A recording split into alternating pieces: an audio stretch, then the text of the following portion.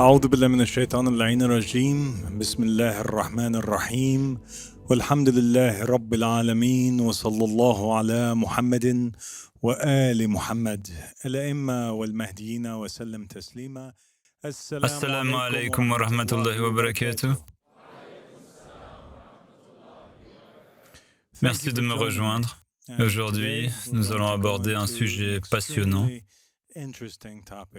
un sujet complexe, certes, mais riche en enseignements précieux. Dans cette série, nous avons exploré les écrits hermétiques. Ce parcours nous a conduit à d'autres textes et nous n'en avons pas encore fini. Dans le dernier épisode, nous avons étudié un livre intitulé al-Kitab. Et c'est un ouvrage gnostique secret transmis par l'imam al-Baqir alayhi salam à l'un de ses plus proches disciples, Jabir.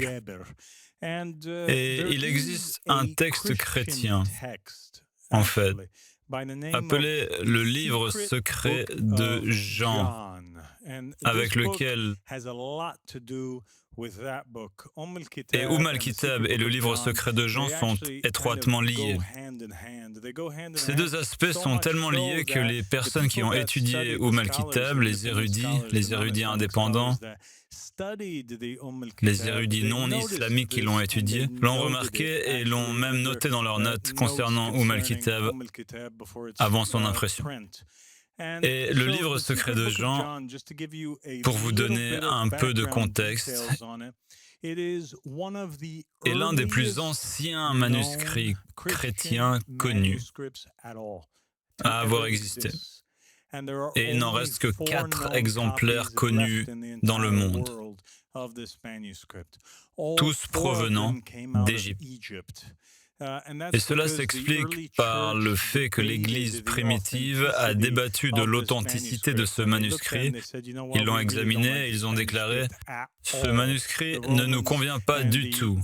Et les Romains et les autorités ecclésiastiques de l'époque ont ordonné la destruction de toute copie où qu'elle se trouve, par tout moyen nécessaire. Et la plupart des manuscrits ont donc été détruits, à l'exception de ces 4 exemplaires écrits en copte et traduits des originaux grecs. Bien, examinons cela aujourd'hui. Il s'agit de l'un des disciples de Christ, et c'est Jean. Au début du manuscrit, on lit « Un jour, Jean, le frère de Jacques ». Nous parlons donc de 2 des 12 apôtres ou disciples originaux de Jésus-Christ mentionnés dans le Nouveau Testament.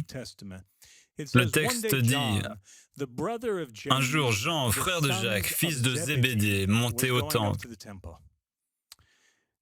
Un pharisien nommé Arimanius s'approcha de lui et l'interpella. « Où est le maître que tu suivais ?» Jean répondit, « Il est retourné d'où il venait. » Voilà un indice important. Nous savons maintenant qu'il s'agit de Jean et qu'il relate les événements postérieurs à la crucifixion du Christ. Les pharisiens dirent, « Ce Nazaréen vous a égaré, il vous a menti, il a endurci vos cœurs, il vous a détourné des traditions de vos ancêtres, il a cherché à semer le doute dans le cœur de Jean et des apôtres. » À ces mots, moi, Jean, je quittai le temple et me retirai seul dans une région montagneuse déserte. J'étais très troublé et je me demandais, voilà qui soulève de nouvelles questions. Comment le Sauveur a-t-il été choisi? Pourquoi son Père l'a-t-il envoyé dans ce monde? Qui est son Père? Dans quel royaume irons-nous? Car bien qu'il nous ait dit que ce monde est à l'image du royaume impérissable, il ne nous a pas décrit ce royaume supérieur. Alors nous remarquons immédiatement ici cette phrase « Ce monde est modelé sur le royaume impérissable ». Et cette idée, nous l'avons rencontrée à maintes reprises, notamment dans les textes hermétiques, ainsi que dans les enseignements de Socrate et de Platon. Il s'agit de l'idée qu'il existe un monde de formes, un monde idéal, un monde qui ne se corrompt ni ne périt jamais, et que notre monde est un modèle de celui-ci. Jean affirme que Jésus a enseigné exactement la même chose. Tandis que je réfléchissais à ces choses, soudain les cieux s'ouvrirent. Toute la création resplendit d'une lumière céleste, et le monde trembla, comme il le fait juste maintenant. Sallu ala Muhammad wa ala Muhammad. Allahumma salli ala Muhammad wa ali Muhammad alayhima wal mahdiin wa sallam taslima. J'étais terrifié, mais soudain, un petit enfant est apparu dans la lumière devant moi. Je continuais à le regarder et l'enfant s'est transformé en vieillard. Puis changea encore en un jeune homme. Donc, il y a 3 états ici. Un enfant, un vieillard, un jeune homme. Je ne comprenais pas ce que je voyais. C'était une seule image avec plusieurs formes dans la lumière. Chaque forme apparaissait à travers les autres, et la vision avait 3 aspects. Il m'a dit, « Jean, pourquoi doute? Pourquoi as-tu peur ?» Et traversait donc une crise de foi. Ne reconnais-tu pas cette image? N'aie pas peur. Je suis toujours avec toi. Je suis le Père, la Mère, le Fils. Je suis la pureté incorruptible. Je suis venu t'enseigner ce qui est, ce qui était et ce qui sera. Remarquez qu'il ne dit pas explicitement qu'il est Jésus. Il ne s'identifie pas vraiment comme Jésus, mais la plupart des chrétiens l'ont compris comme tel. Mais remarquez qu'il apparaît sous 3 formes et qu'il s'identifie comme 3 êtres, le Père, la Mère et le Fils. Il vient aussi enseigner 3 choses, ce qui est, ce qui était et ce qui sera. Ainsi, vous pouvez comprendre le monde invisible, le monde visible et l'humanité parfaite et immuable, soit 3 autres aspects. Et cela nous amène à réfléchir à l'idée de 3 dans la Trinité. La Trinité chrétienne qui repose sur la croyance en le Père, le Saint-Esprit et le Fils. Ou encore l'idée en islam, notamment dans certains hadiths qui affirment que nul ne connaît Allah subhanahu wa ta'ala, si ce n'est toi et moi. Le prophète a dit, moi et toi, ô Ali, et nul ne me connaît si ce n'est toi et Allah. Et nul ne te connaît si ce n'est moi et Allah. Il y a donc cette idée de la Trinité qui nous permet de connaître la réalité. Il y a aussi ce concept de la ma'na, de l'isma et du bab, la porte, le sens et le nom, qui apparaissent par groupe de 3 dans la création. Par exemple, le prophète Mohammed sallallahu alayhi wa sallam représentait en son temps le nom d'Allah subhanahu wa ta'ala dans la création. Et Ali ibn Abi Talib représentait le ma'na, c'est-à-dire le sens d'Allah subhanahu wa ta'ala. Ces actions étaient la manifestation du sens de ces noms et attributs. Et Salman le Père, c'était la porte d'accès à ces attributs. On peut aussi citer notre étoile composée de 2 triangles. Dans l'un, Mohammed al-Hassan et al-Hussein, dans l'autre, Fatima, Ali et le Qa'im. De groupes de 3 constamment présents. On retrouve cette idée également dans le Coran lui-même. Dans le verset 33 de la sourate Maryam, lorsque Jésus dit « Que la paix soit sur moi le jour de ma naissance, le jour de ma mort et le jour de ma résurrection. » Il est donc fait référence à 3 jours en lien avec Jésus. Un jour du passé, un jour du futur et un jour du futur lointain. Nous avons donc ce thème du passé, du présent et du futur. Il n'existe que ces 3 moments, le moment présent, tout ce qui s'est passé avant et tout ce qui reste à venir.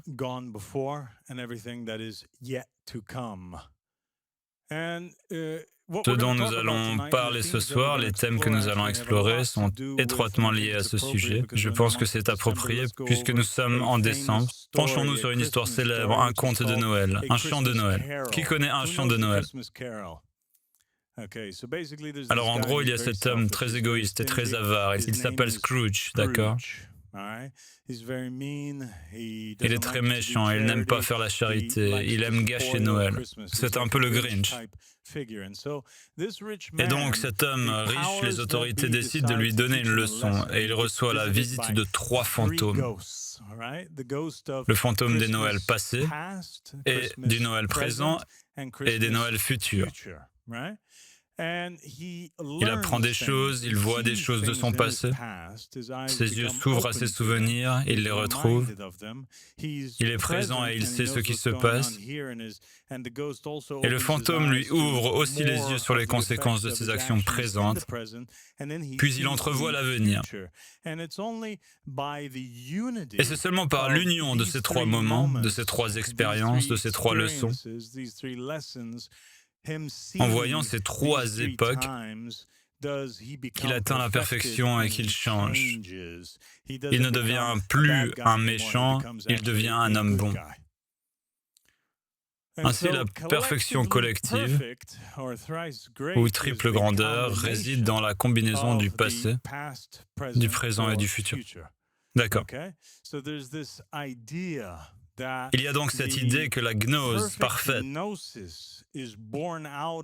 de ces 3 éléments.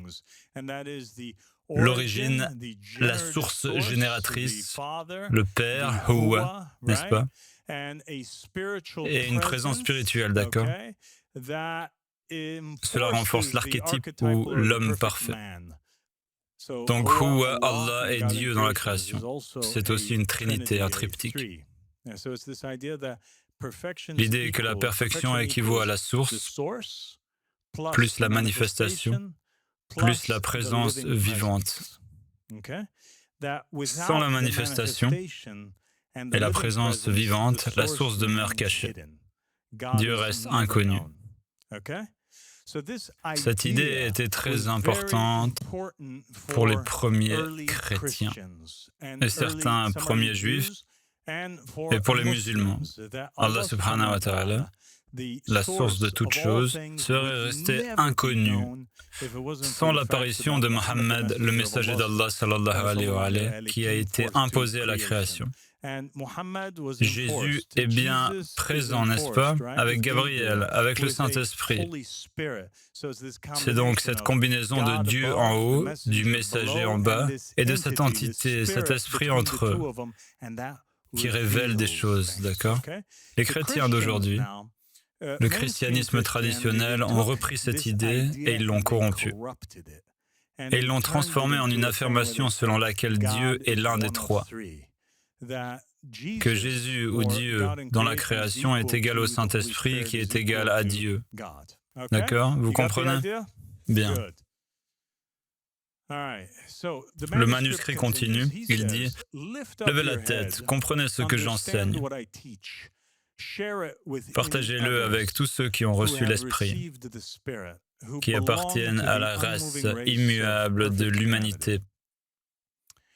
L'un règne sur tout. Rien ne règne sur l'un. » Ah, là, nous pouvons maintenant entrevoir une des raisons pour lesquelles l'Église primitive n'a peut-être pas pleinement adhéré à ce texte. Jésus, ou l'entité venue de la lumière, va entamer un discours très semblable au discours hermétique, décrivant le Dieu unique et absolu et déclarant que rien ne lui est comparable. Il va prononcer le discours pur, parfait et monothéiste que tout juif, chrétien et tout musulman sincère est en droit d'attendre. Rien ne règne sur l'un. Il est Dieu, le Père de toutes choses, le Saint, l'invisible, au-dessus de tout. C'est une lumière d'une pureté absolue qu'aucun œil ne peut supporter de contempler. L'un est l'Esprit invisible. Il est erroné de le concevoir comme un simple Dieu, ou même comme un Dieu. Il transcende même l'idée d'un Dieu. Rien ne le dépasse, rien ne le domine, tout existe en lui, mais il n'existe à l'intérieur de rien d'autre. Il ne dépend de rien, il est donc éternel. Il est parfaitement complet et n'a besoin de rien. Il est la lumière parfaite par excellence. L'un est sans limite, car rien à l'extérieur ne le restreint. L'un ne peut être sondé, car rien ne se trouve à l'extérieur de lui pour l'examiner. L'un ne peut pas être mesuré, car rien ne le dépasse. L'un ne peut pas être vu, car nul ne peut le contempler. L'un est éternel, car il existe de toute éternité. L'un est insaisissable, car aucun esprit ne peut le saisir pleinement. L'un est indescriptible, car aucun mot ne saurait le décrire. L'un est la lumière infinie, pureté, sainteté sans tache. Sans cette part d'obscurité dont parle l'imam Ahmed al-Hassan alayhi salam dans le livre du monothéisme, l'ego. L'un est au-delà de toute compréhension, parfaitement exempt de corruption. Souvenez-vous de ce qu'a dit Ahmed al-Hassan alayhi salam dans le livre du monothéisme. Quel est le but ultime? Savoir que l'on ne sait rien, n'est-ce pas? Ou que l'on ne saura jamais. On ne peut comprendre le seul vrai Dieu car il est au-delà de toute compréhension. Il faut le dépouiller de tout titre. Il n'est pas simplement parfait, ni simplement béni, ni simplement divin, mais il transcende toutes ces notions. Il n'est ni physique, ni non physique, ni immense, ni minuscule. On ne peut le définir par la quantité ou la qualité, car il est au-delà de toute connaissance.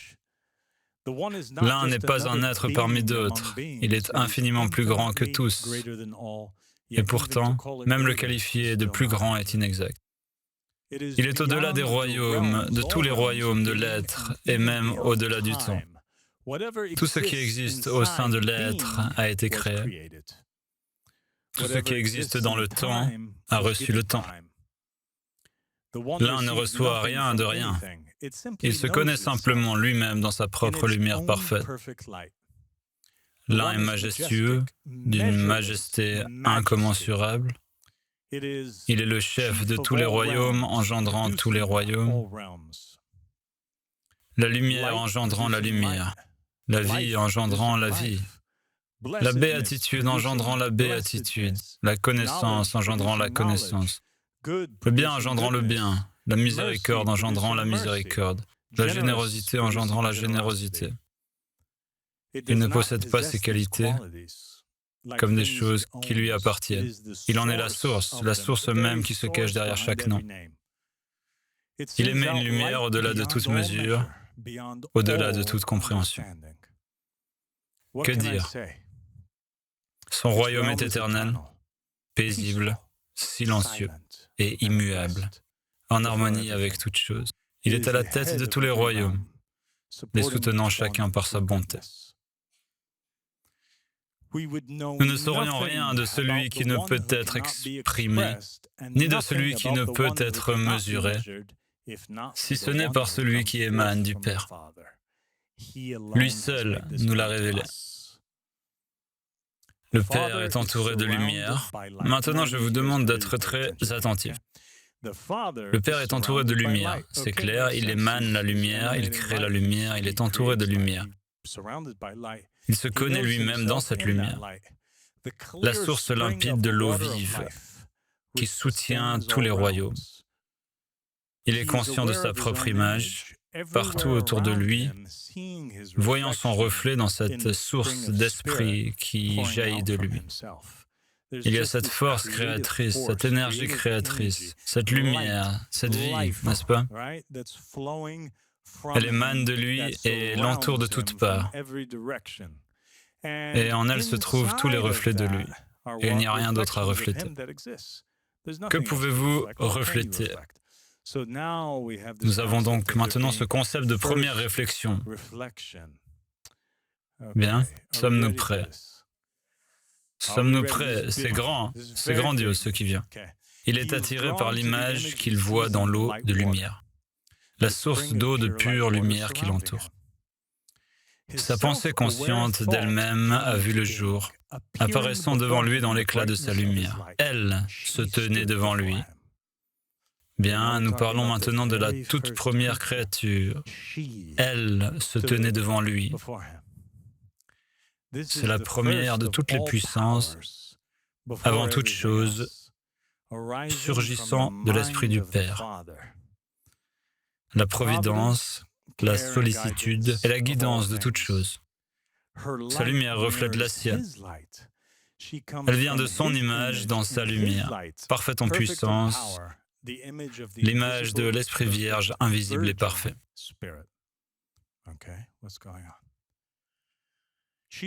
Elle est la première puissance, la gloire de Barbelo, glorieuse parmi les royaumes, la gloire de la révélation.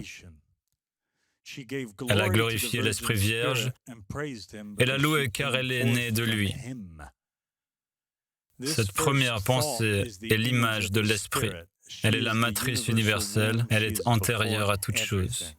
Bien, nous parlons donc maintenant d'une figure féminine très importante, présente à l'origine même. Elle est décrite de multiples façons. Elle est décrite comme la providence, elle est décrite comme glorifiant l'Esprit Vierge. Chaque fois que vous voyez d'ailleurs l'Esprit Vierge ici, il s'agit du Dieu suprême.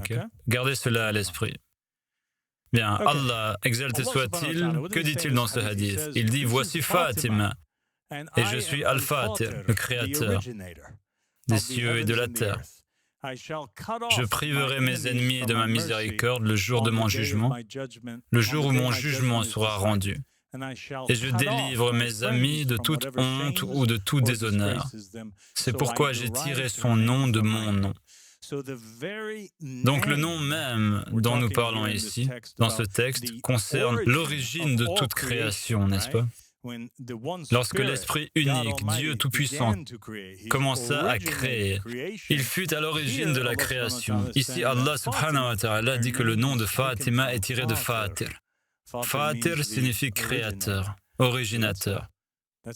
C'est donc un indice et une indication très importants. Et le messager d'Allah sallallahu alayhi wa alayhi a dit, en vérité, Dieu t'a donné ce nom, ô Fatima, parmi ces noms, et il est Al-Fatir, et tu es Fatima. Salut ala Muhammad wa ala Muhammad.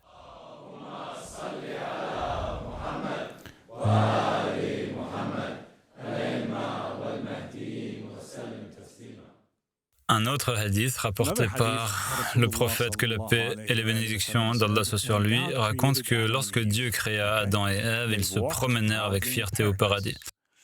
Adam dit à Ève, Dieu n'a créé aucune créature meilleure que nous. Dieu révéla alors à Gabriel, emmène mes serviteurs au paradis le plus élevé. Lorsqu'ils y entrèrent, ils virent une jeune femme assise sur un lit paradisiaque, portant une couronne de lumière et des boucles d'oreilles de lumière. Les jardins resplendissaient de la lumière de son visage. Ô mon bien-aimé Gabriel, qui est cette jeune femme dont la beauté illumine le paradis? Gabriel répondit, c'est Fatima, fille de Mohammed sallallahu alayhi wa alayhi, un prophète de ta descendance qui apparaîtra à la fin des temps. Adam demanda, que représente la couronne sur sa tête? Gabriel répondit, son époux Ali ibn Abi Talib, que la paix soit sur lui. Et les boucles d'oreilles à ses oreilles? Gabriel répondit, ses deux fils, Al-Hassan et Al-Hussein, que la paix soit sur eux. Quelle admiration, une femme dont la couronne représente Ali ibn Abi Talib et les boucles d'oreilles Al-Hassan et Al-Hussein alayhimus salam.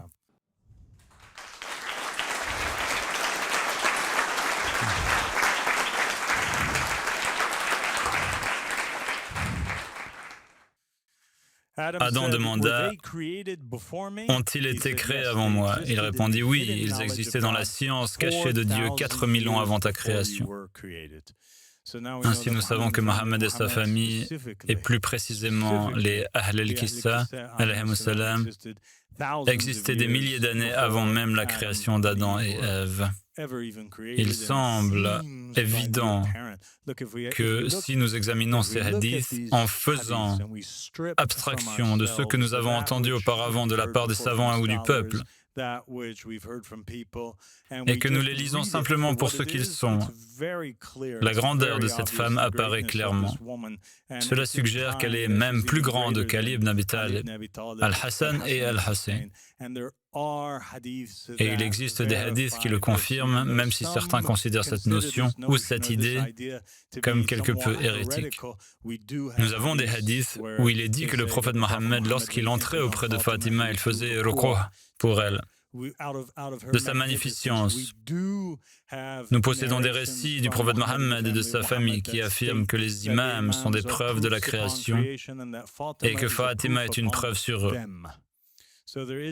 Il existe donc cette idée d'une grandeur associée à Fatima et qu'elle est une hujja sur les hujjas.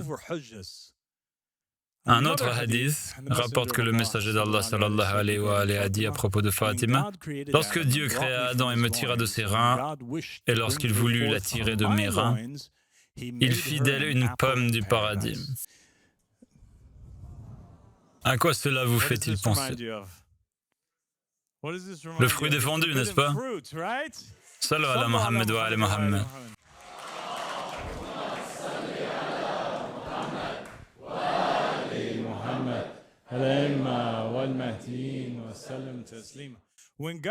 Lorsque Dieu créa Adam et me tira de ses entrailles, et lorsqu'il voulut la tirer des miennes, il fit d'elle une pomme au paradis.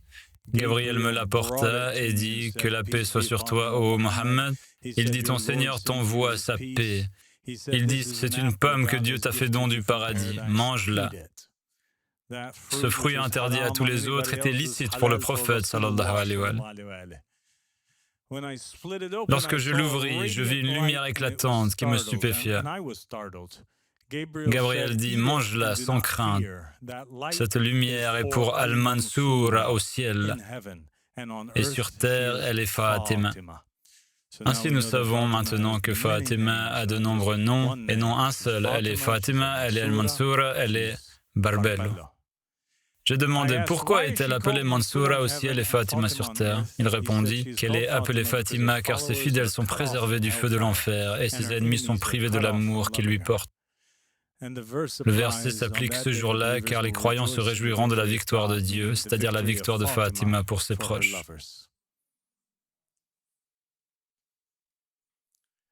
D'accord. Selon une autre version, l'imam as-Sadiq alayhi salam dit que Fatima est appelée Abiha. Et il est rapporté que Dieu a dit au prophète Mohammed sallallahu alayhi wa sallam: « Ô Ahmed, sans toi je n'aurais pas créé les cieux, sans Ali je ne t'aurais pas créé, et sans Fatima je ne vous aurais pas créé vous deux. » Il semble donc évident que dans le premier hadith, lorsqu'elle est nommée Abiha, elle précède son père, car la mère précède l'enfant. Donc si elle est la mère de son père, elle précède son père.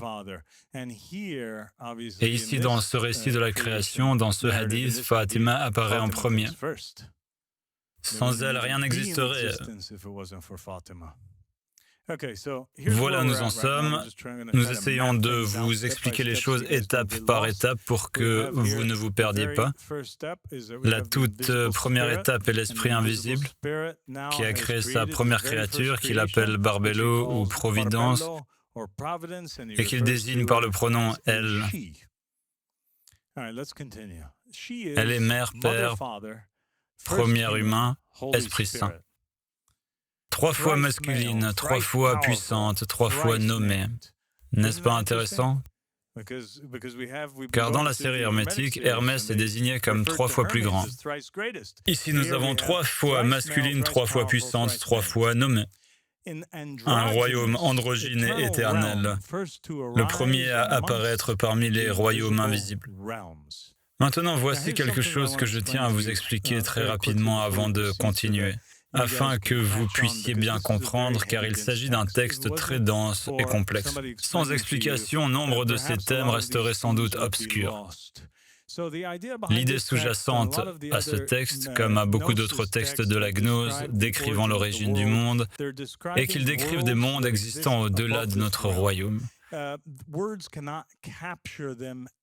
Les mots ne peuvent les saisir pleinement, mais ce que nous savons et que vous constaterez à maintes reprises dans le manuscrit, c'est que les êtres créés par Dieu ou par d'autres créatures commencent par être des attributs ou des caractéristiques telles que As-Sadiq ou Ar-Rida, pour finalement être décrits à la fois comme un royaume et une entité. Ok? Bien. Donc, Barbelo, un royaume androgyne et éternel. Le premier à apparaître parmi les royaumes invisibles est à la fois un monde, un océan et aussi un être. Elle, Barbelo, a demandé la prévoyance à l'Esprit Vierge, ou la préscience, c'est-à-dire Dieu. L'Esprit a accepté et la préscience s'est manifestée, se tenant aux côtés de la Providence. D'après Abu Basir, d'après Abu Abdullah, l'imam As-Sadiq alayhi salam a dit « Ô Dieu le Tout-Puissant, le Majestueux, tu as interdit les femmes à Ali tant que Fatima était en vie. » Pourquoi ? J'ai demandé, comment cela? Il a répondu, parce qu'elle était pure et n'avait pas ses menstrues. Cela nous rappelle d'autres textes qui décrivent Fatima comme étant un homme et non une femme. Et cela explique ce que nous venons de lire. Il est décrit comme un mère-père. Il, elle. Le messager d'Allah sallallahu alayhi wa alayhi a dit, en vérité, Fatima a été créée comme une houri, sous forme humaine, et les filles des prophètes n'ont pas leurs menstrues. On a également demandé au messager d'Allah sallallahu alayhi wa alayhi, que signifie Al-Batoul? Il répondit, c'est elle qui n'a jamais vu de rougeur et qui n'a jamais eu ses règles, car les règles ne sont pas appréciées pour les filles des prophètes. Simon-Pierre leur dit, ceci est tiré de l'évangile de Thomas. La dernière parole dit, que Marie s'en aille, car les femmes ne sont pas dignes de vivre. Jésus dit, voici, je vais la conduire afin de la rendre homme, pour qu'elle aussi devienne un esprit vivant, semblable à vous, les hommes, car toute femme qui se fait homme entrera dans le royaume des cieux. Il y a donc clairement ce thème sous-jacent. Fatima était biologiquement une femme, Marie-Madeleine l'est aussi. Jésus ne parle évidemment pas d'une opération de changement de sexe, mais lorsqu'ils évoquent l'homme et la femme, ils parlent d'autre chose. Ils parlent de la perfection d'une nature particulière. Bien, continue. Voici où nous en sommes. L'Esprit invisible fait apparaître Barbelo. Barbelo demande à l'Esprit invisible la préscience, ce qui correspond bien au hadith. Sans toi, sans Fatima, nous ne t'aurions même pas créé, n'est-ce pas? Voyons voir si cela concorde. La préscience se manifeste alors et elle rend gloire à l'Esprit et à Barbelo. La puissance parfaite de l'Esprit, car c'est elle qui est à l'origine de la pression. Barbelo demanda alors l'incorruptibilité à l'Esprit Vierge. L'Esprit accepta, l'incorruptibilité se manifesta et se tint auprès de la pensée et de la prévoyance. L'incorruptibilité glorifia l'Esprit Vierge, invisible et Barbelo, car elle était la raison de son existence. Et voilà, ils étaient trois. Elle demanda la vie éternelle, l'Esprit accepta, la vie éternelle se manifesta, et tous se tinrent ensemble et glorifièrent l'Esprit invisible et Barbelo, car elle était la raison de son existence. Elle demanda la vérité, l'Esprit accepta, la vérité se manifesta et se tint avec eux tous, ils glorifièrent l'Esprit invisible et Barbelo, car elle était la raison de son existence.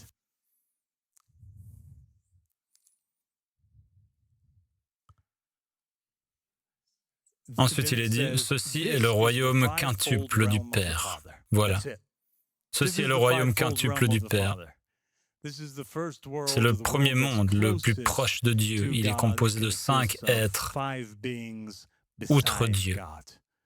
Le premier humain, l'image de l'Esprit invisible, la providence, Barbelo, la pensée, et avec eux la préscience, l'incorruptibilité, la vie éternelle et la vérité. Ce sont les 5 royaumes androgynes, ceux qui représentent 10 aspects du Père. Androgyne, qu'est-ce que cela signifie? Cela signifie qu'il possède les 2 aspects, masculin et féminin. Donc 5 êtres avec les 2 aspects équivalents à 10 aspects. Vous comprenez bien? Comme ceci. Comme les Ahl al-Kissa lorsqu'ils se trouvaient dans le royaume supérieur et qu'ils possédaient également 5 lumières ou 5 aspects. Le faucon, le phénix, le duldul, le lion et le borak. La ressemblance est frappante, n'est-ce pas? Bien. Le Père contempla Barbelo, la lumière pure qui entourait l'esprit invisible. Barbelo conçut et donna naissance à une étincelle de lumière, bénie comme elle, mais non égale. Elle donne donc naissance à une créature, mais cette créature n'est pas son égale, contrairement aux autres. Les autres appartenaient au même royaume. Celle-ci est d'un autre ordre, d'un niveau différent, inférieur. Il était l'unique enfant de la mère Père, le seul rejeton, le seul engendré de la lumière pure, le Père. L'Esprit Vierge invisible se réjouit de la lumière produite par la puissance première, la providence, Barbelo. Puis le prophète sallallahu alayhi wa sallam leva la tête vers eux, la main de Fatima dans la sienne. Il la confia ensuite à Ali et lui dit « Ô Abul Hassan, ceci est le dépôt que Dieu et son messager Mohammed t'ont confié. Prends garde à Dieu à son égard et prends soin de moi à son égard et tu le feras assurément. » Puis il ajouta, « Par Dieu, voici la femme parmi les femmes du paradis, des premiers et des derniers. Par Dieu, voici la plus grande Marie, Maryam al-Kubra. » L'un des titres de Fatima Zahra est la plus grande Marie. La plus grande Marie, mère du Christ. Pourquoi? Parce que Marie, mère du Christ, était connue pour avoir donné naissance à un enfant virginal. Mais en réalité, ce récit évoque une autre naissance virginale, celle qui a eu lieu au tout début, celle de Barbelo.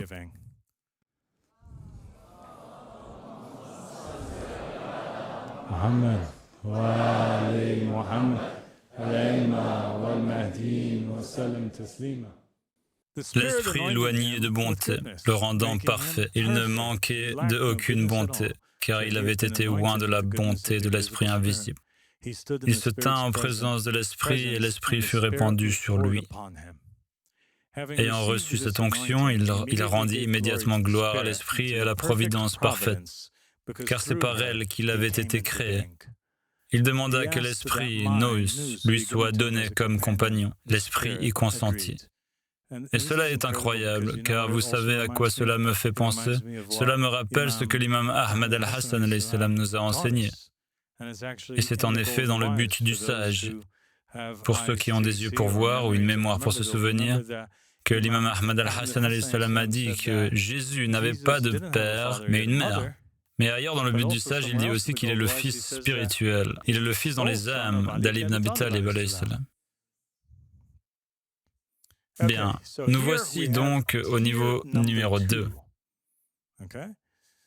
C'est très clair dans le texte et personne ne le contexte. Même ceux qui ne croient pas à un quelconque lien avec Mohammed et sa famille, ils reconnaissent que ces 5 êtres résident seuls et qu'ils sont supérieurs à la lumière. La lumière née de Barbelo et cette ligne qui les distingue montre ce qui existe là-bas et ce qui existe ici. D'accord ? Lorsque l'Esprit invisible a donné son accord, l'Esprit est apparu et s'est tenu auprès de loin, glorifiant l'Esprit et Barbelo. Ces êtres ont vu le jour par le silence et la pensée. Ils voulaient agir par la parole de l'Esprit invisible. La volonté de l'Esprit est devenue action et s'est manifestée avec l'Esprit, glorifiant la lumière. Puis la parole est apparue avec la volonté. Le Christ, l'auto-engendré, a tout créé par la parole. D'accord, nous commençons à comprendre où cela nous mène. Cette lumière qui est née, il semble que ce soit Jésus, puisqu'on l'appelle le Christ. Et maintenant, nous avons ces trois autres éléments, la volonté, l'esprit et la parole. On ne précise pas de qui ils proviennent, mais ils existent désormais indépendamment au deuxième niveau, bien qu'ils soient des aspects de ces 5 éléments. L'esprit existait déjà auparavant, mais il a été manifesté, ou du moins une partie de celui-ci, comme un compagnon pour la lumière, de la même manière que de nombreux êtres peuvent aujourd'hui recevoir l'esprit. Ainsi, la vie éternelle, la volonté, l'esprit et la préscience étaient unis pour glorifier l'esprit invisible et Barbelo, car ils sont nés par elle. Le Saint-Esprit a mené à bien le Fils, l'être divin, auto-engendré de lui-même et de Barbelo, afin qu'il puisse se tenir devant le grand Esprit vierge, invisible, en tant que Christ divin, auto-engendré et l'honorer d'une voix puissante. Le Fils est apparu par la providence. L'Esprit invisible a placé cet être divin auto-engendré au-dessus de toutes choses. Toutes les autorités lui ont été soumises. La vérité qui résidait en lui permettait de tout connaître. Ainsi, il apparaît comme le représentant parfait, le calife parfait. Ceci est en parfait accord avec le hadith de Mohammed et de la famille de Mohammed, et avec ce que nous avons évoqué dans le chapitre sur le but du sage, concernant les lettres parfaites, ces messagers parfaits, dont le premier fut Jésus, n'est-ce pas? Il est le lever divin à Saïr. Ainsi, la manifestation divine à Saïr est placée en premier en charge. Elle est établie comme le calife parfait. Il est le fils premier-né de Fatima Zahra, alayhi salam. Et il a reçu l'autorité sur toute chose. Il est appelé par le nom suprême, un nom révélé seulement à ceux qui sont dignes de l'entendre, venant de la lumière qui est le Christ, de l'incorruptibilité par un don de l'Esprit. Alors les 4 lumières émanèrent de l'être divin auto-engendré et se tinrent devant lui. Les 4 pouvoirs primordiaux sont la compréhension, la grâce, la perception et la pensée. La grâce réside dans le royaume de la lumière appelé Harmozel, le premier ange. Avec Harmozel se trouve la grâce, la vérité et la forme. La seconde lumière est appelée Oriel. Il règne sur le second royaume. Avec Oriel se trouve la conceptualisation, la perception et la mémoire. La troisième lumière est appelée Davetai. Il règne sur le troisième royaume. Davetai représente la compréhension, l'amour et l'idée. La quatrième lumière est Eleleth. Il règne sur le quatrième royaume. Eleleth représente la perfection, la paix et la sagesse. Ainsi, ces êtres sont en train d'être créés. Ces 4 anges se mettent en marche. Chacun de ces 4 anges possède 3 pouvoirs ou 3 êtres qu'il fait naître et qu'il donne au Christ. L'un d'eux est la sagesse, qui est Sophia, qui est Hekma. D'accord? 3 fois 4 font 12, n'est-ce pas? Et nous savons que ce nombre est associé à Jésus et à ses 12 disciples, 12 apôtres. Ce sont les 4 lumières qui précèdent l'être divin auto-généré. 12 royaumes se tiennent devant le Fils du puissant, le Christ auto-généré. Ainsi, dès le commencement, lorsque les cieux apparaissent, il a ses 12 disciples sur terre. Il apparaît accompagné de ses 12 apôtres. Chacune de ces lumières, chacune de ces créatures représente un royaume, mais aussi une entité, un attribut. 12 royaumes se dressent devant le Fils du puissant, le Christ autogénéré par la volonté et la grâce de l'Esprit invisible. Ces 12 royaumes appartiennent au Fils de l'autogénéré. Tout cela a vu le jour par l'intention du Saint-Esprit, par l'intermédiaire de l'autogénéré, grâce à la prévoyance de l'Esprit parfait, par la volonté de l'Esprit invisible et de l'autogénéré. Ainsi, l'Esprit existait avant le Christ. Puis apparut l'homme parfait, la première et véritable manifestation. Qui apparut? L'Esprit vierge nomma cet homme Adamas. et le plaça dans le premier royaume auprès du puissant Christ auto-généré et de la première lumière, Harmazel, et de ses pouvoirs. L'invisible conféra à Adamas une puissance mentale invincible. Adamas prit la parole, rendant gloire et louange à l'esprit invisible. « Tout vient de toi, dit-il. Tout te retournera. Je te louerai, je te glorifierai, toi, l'être auto-engendré, et le triple royaume du Père, de la Mère et du Fils, la puissance parfaite. Au-dessus du deuxième royaume, l'Esprit plaça Seth, fils d'Adamas, auprès de la deuxième lumière, Oriel. Dans le troisième royaume, les enfants de Seth furent placés auprès de la troisième lumière, d'Avétaï. Les âmes des saints y reposent. Dans le quatrième royaume se trouvent les âmes qui ignoraient la plénitude, qui ne se repentirent pas immédiatement, mais qui se repentirent plus tard. Elles sont auprès de la quatrième lumière, Éléleth, et tous ces êtres créés louent l'esprit invisible. Nous commençons donc à saisir la création de ces malakoutes, ou de ces strates célestes. Et dans chaque strate, il y a les meilleurs, puis les suivants, et enfin ceux qui ont réussi de justesse. Puis Léon de la sagesse, Sophia, de la pensée conceptuelle, commença à penser par elle-même. Que se passe-t-il? Voyons voir. Elle a utilisé la pensée et la préscience de l'esprit invisible et a décidé de créer une image d'elle-même. Elle a dit, je vais aussi créer une image de moi-même. La sagesse crée donc une image d'elle-même sans le consentement, sans la permission de l'esprit qui n'a pas approuvé. Dieu n'a pas approuvé cela. Dieu a dit qu'il n'avait pas donné la permission pour cette créature qu'elle était sur le point de créer. Qui est-elle en train de créer? Et sans l'aide de son homologue masculin, ils sont censés créer par pair. Elle ne dépend même pas de son partenaire. Qui lui aussi n'a pas approuvé. Que se passe-t-il? Qui va-t-elle créer? Oh mon Dieu! Sans le consentement de l'esprit invisible, à l'insu de son partenaire, elle l'a fait exister. Parce qu'elle possédait un pouvoir invincible, sa pensée n'était pas vide, mais quelque chose d'imparfait est sorti d'elle. Différent en apparence. Puisqu'elle l'avait conçu sans son homologue masculin, elle avait engendré un être difforme. Lorsque Sophia vit le fruit de son désir, il prit la forme d'un dragon à tête de lion, dont les yeux étincelaient comme l'éclair. Elle le rejeta aussitôt hors du royaume des immortels, afin qu'il ne le voie pas. Elle en eut honte, elle l'avait créé dans l'ignorance. L'ignorance était le père de cette création. Qui l'ignorance a-t-elle engendré? Non, l'ignorance, c'est qui? Omar. Et qui est le fils de l'ignorance?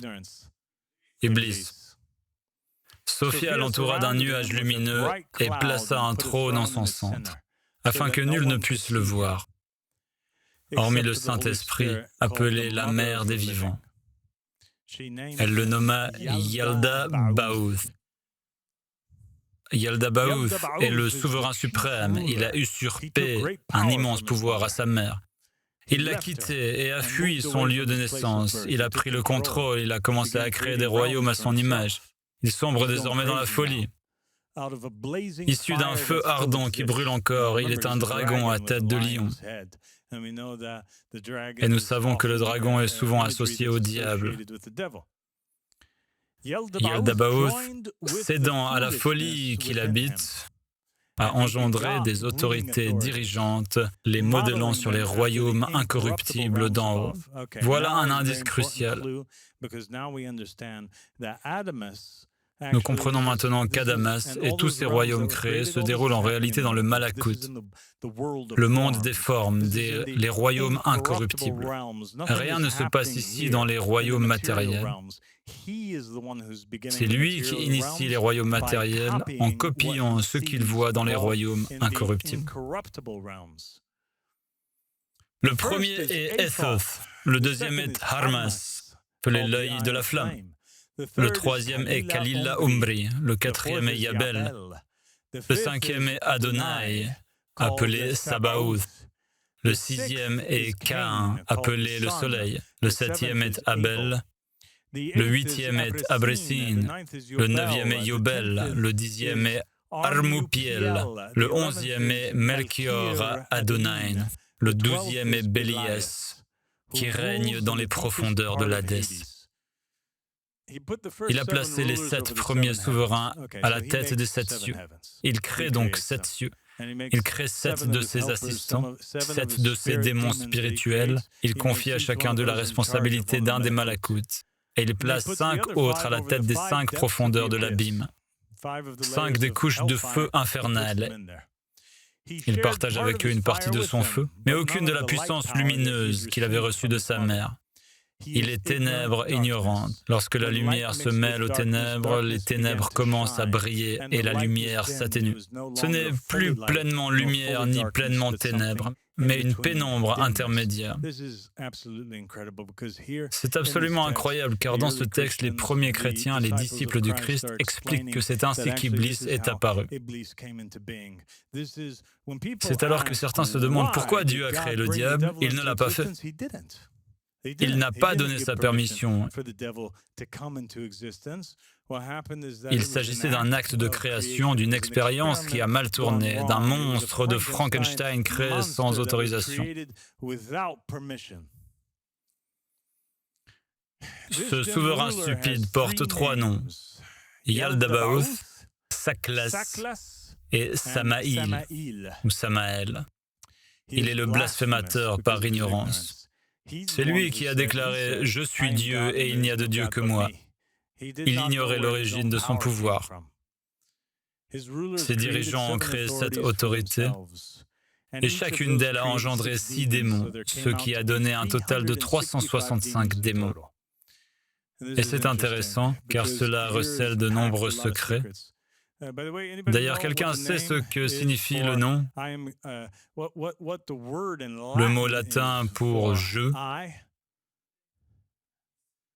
Ego. Il affirme « Il n'y a de Dieu que moi ». D'accord? Nous avons là un indice très intéressant. Ces démons ont commencé à créer d'autres démons. Maintenant, la situation devient incontrôlable. Des démons créent des démons et des démons créent des démons. C'est la folie. Yaldabaoth s'amuse beaucoup et il est si stupide. Il ignore même comment il est apparu. Il ne sait absolument rien. Il se prend pour Dieu. Il croit seulement qu'autre chose existe. Il sait que sa mère existe. Il sait que Sophia lui a donné la vie, mais il lui a échappé il y a longtemps. Quand il est dit qu'il y a eu 365 démons au total, cela signifie que ces 365 démons se manifestent dans ce monde, chacun comme un jour de l'année. C'est le royaume. Il y a l'espace, et c'est ainsi qu'ils sont à la fois un royaume et une entité. Ce sont des démons, mais aussi un royaume, un espace-temps que nous traversons et sur lequel ils règnent. Vous comprenez? Bien. Donc, voici quelques pages du livre Om Al-Kitab. Et lorsqu'il déclare dans le livre secret de Jean qu'il est Dieu et qu'il n'y a de Dieu que lui, ça parallèle beaucoup l'arrogance qui se manifeste ici. Le haut roi a prêté sa lumière à Azazel, et nous savons grâce au livre secret de Jean qu'il a reçu cette lumière de Sophia et que son origine provenait du haut roi. Le même phénomène se reproduit donc. Azazel utilise cette lumière, il façonne sa création à son image, il crée des esprits, le roi proclame son œuvre. Azazel, par sa voix, donne vie à sa création, lieu, éon et esprit. Et nul autre que le haut roi ne connaît leur nom. Il avait tant de créatures éparpillées en tout lieu. Le haut roi dit à Azazel, « Vieil homme, dis-moi qui tu es et qui je suis, et qui sont toutes ces créatures ?» Azazel répondit, « Tu es un Dieu et je suis un Dieu, et tous ces esprits, nous les avons créés ensemble. » Le haut roi affirma qu'il ne peut y avoir 2 dieux. « Tu es ma création, c'est moi qui ai créé ces esprits et accompli la parole de Dieu. » Je créerai un être humain à partir d'argile. Azazel dit, ce que j'ai créé surpasse ce que tu as fait. Oui, j'ai créé 10 fois plus que toi. Comment oses-tu prétendre à la divinité? Je voulais simplement souligner ce point car nous aborderons Umm al-Kitab plus tard dans un épisode prochain, mais je souhaitais mettre en évidence le parallèle. Ce sont les 7 autorités et leurs visages. Il crée donc ces 7 puissances suprêmes. N'oubliez pas que nous avons 7 cieux. Et Athot avait un visage de mouton. C'est à ça qu'il ressemblait, il avait un visage de mouton. Et Eloaios avait un visage d'âne. Astaphaïos avait un visage de hyène. Yao, un visage de serpent à 7 têtes. Sabaoth, un visage de dragon. Adonin, un visage de singe. Sabbatoïès, un visage de feu et de flamme. Ils étaient donc manifestement très laids comme des créatures hideuses. Cela nous montre aussi l'origine des formes animales que nous voyons sur Terre. Ces formes animales ont été façonnées à partir des démons créés initialement par Iblis. C'est pourquoi elles sont si laides. Voici les 7 jours de la semaine. Ils gouvernent ce monde. D'accord, donc les 365 jours, souvenez-vous, je vous disais que chaque démon a son jour. D'accord, eh bien chaque semaine, ces jours sont dirigés par des maîtres. Ce sont ces maîtres qui gouvernent la semaine. Ici. Dimanche, visage de mouton. Lundi, jour d'âne. Mardi.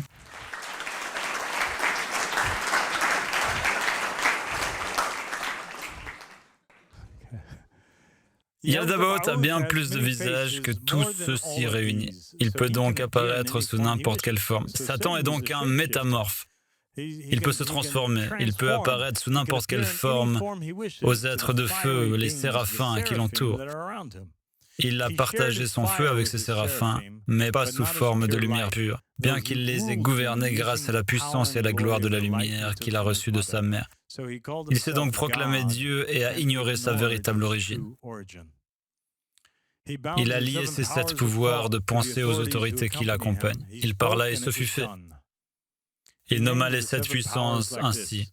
La bonté avec Athot, la providence avec Eloïas, la divinité. Il s'approprie alors tous les attributs hérités de sa mère et les attributs à ses démons. Ils acquièrent ainsi des pouvoirs dont certains sont bénéfiques, mais ils les pervertissent, les corrompent et les utilisent pour le mal. La seigneurie avec Yahweh, le royaume avec Sabaoth, le zèle avec Adonin, la compréhension avec Sabbatoïos. Chacun possède un royaume calqué sur un royaume supérieur. Chacun nouveau nom renvoie à une gloire céleste, permettant ainsi la destruction finale des démons de Yaldabaoth. Les noms donnés aux démons par Yaldabaoth sont puissants, mais ce sont les noms supérieurs, reflets des royaumes d'en haut, qui les abattront et anéantiront leur pouvoir. C'est pourquoi chacun possède 2 noms, c'est fondamental.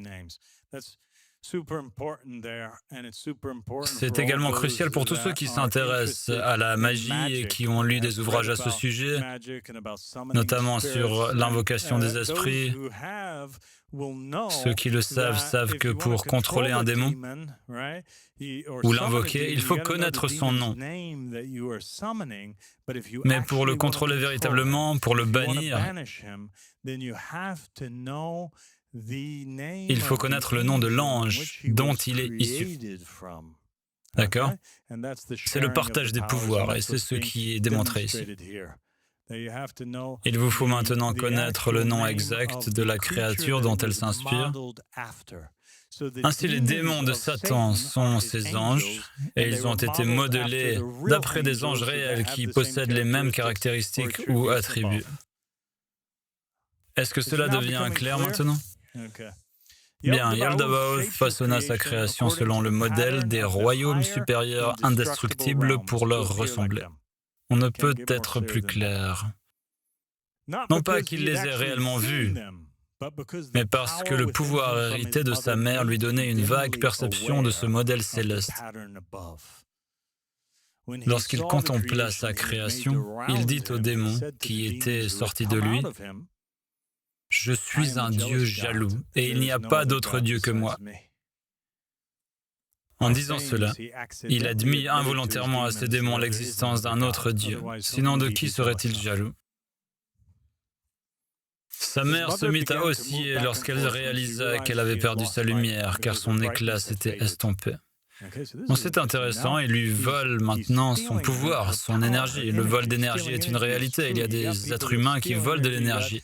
Il y a des démons qui volent de l'énergie. Et nous en avons un parfait exemple ici avec Yaldabaoth qui vole l'énergie de Sophia et la plonge dans les ténèbres. Elle est très déprimée maintenant. Elle a commis une grave erreur. Comme son ensemble n'avait pas approuvé son acte, elle s'est assombrie. J'ai demandé, maître, que signifie ce mouvement d'avant en arrière? Il rit et dit, ce n'est pas comme Moïse l'a décrit. L'esprit se déplaça au-dessus des eaux, pas du tout. Lorsqu'elle a vu le mal qui s'était produit et comment son fils lui avait volé sa lumière, elle s'est repentie. Dans les ténèbres de l'ignorance, elle a commencé à oublier. Elle éprouvait de la honte et ne pouvait encore retourner à la surface, mais elle se mit en mouvement. Elle faisait donc des allers-retours. L'arrogant Yaldabaoth avait usurpé le pouvoir à sa mère. Il était ignorant et pensait que personne d'autre que sa mère n'existait. Il contempla la multitude de démons qu'il avait créés et s'éleva au-dessus d'eux. Il se croyait tout-puissant. Mais lorsque la mère comprit combien cet être était imparfait, elle s'écria « Voilà une créature maléfique sortie de moi. Quel jour funeste j'ai donné naissance à cette chose !» Elle comprit que son époux n'était pas d'accord. Elle pleura et se repentit profondément. Toute la plénitude des royaumes divins entendit son repentir. Ils demandèrent à l'Esprit Vierge invisible de la bénir, c'est-à-dire au Dieu Tout-Puissant. L'Esprit accepta et répandit sur elle le Saint-Esprit de toute la plénitude. Son époux ne vint pas directement, il vint à travers la plénitude afin qu'elle puisse retrouver sa condition originelle. Elle fut élevée au-dessus de son fils, mais pas encore ramenée dans son royaume d'origine. Elle demeura dans la 9e sphère jusqu'à sa pleine restauration. D'ailleurs, ce thème est récurrent dans ces manuscrits concernant la chute de Sophia, la chute de la sagesse. Il s'agit de la chute originelle, antérieure à Adam, et de sa rédemption par Jésus, par le Christ, ou par son repentir, par le Saint-Esprit, selon le manuscrit consulté.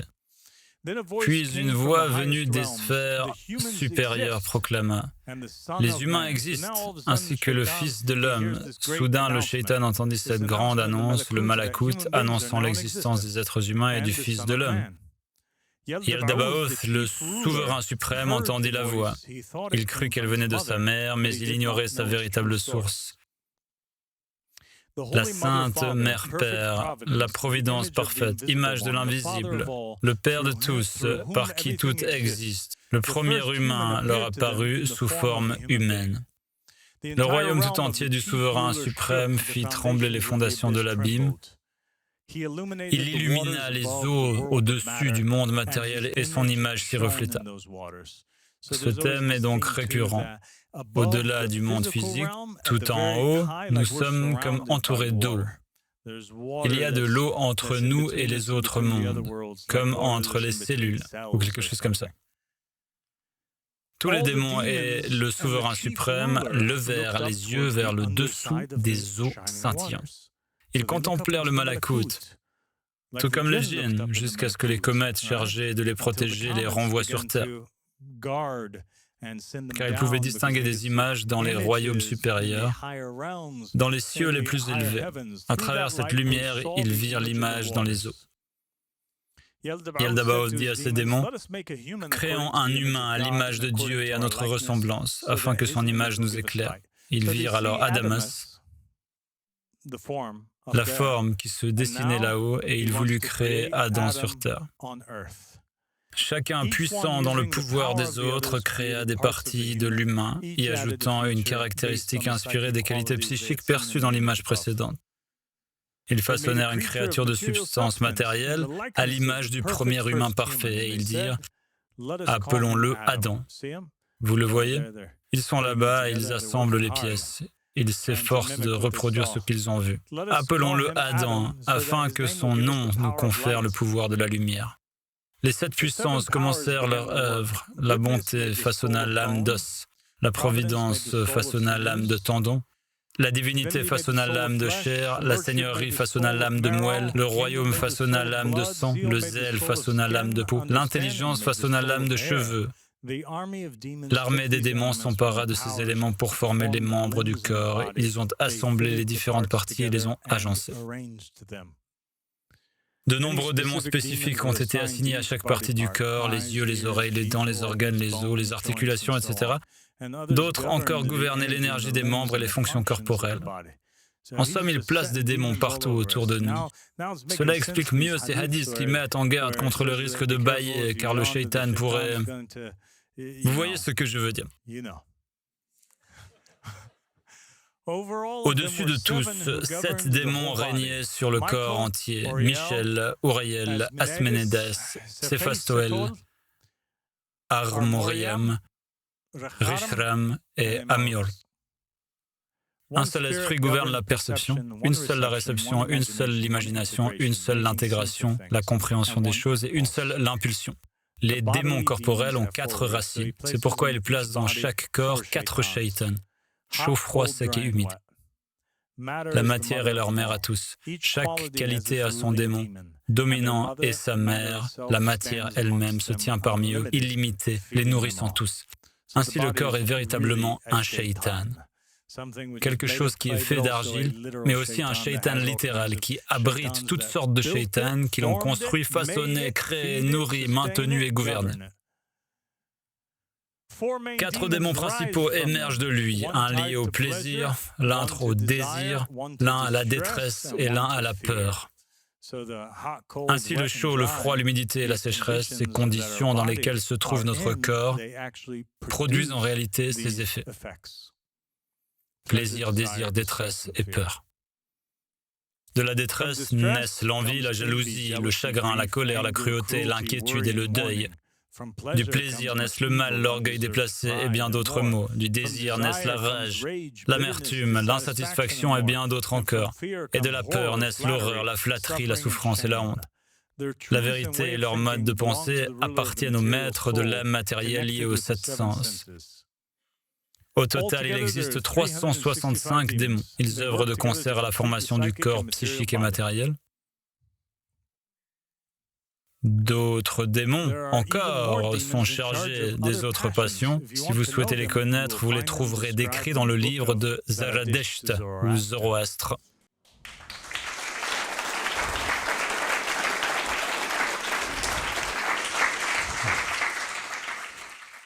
Ainsi, nous ne disposons pas seulement de sources islamiques, mais aussi de sources chrétiennes,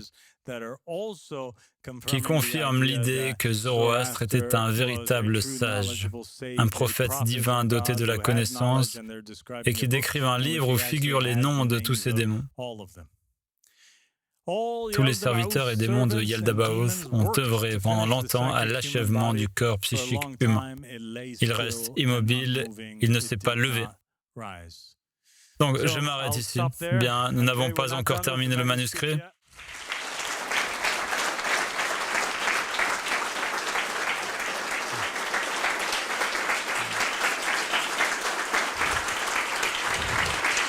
Que Dieu vous bénisse, je vous aime, bonne nuit, assalamu alaikum.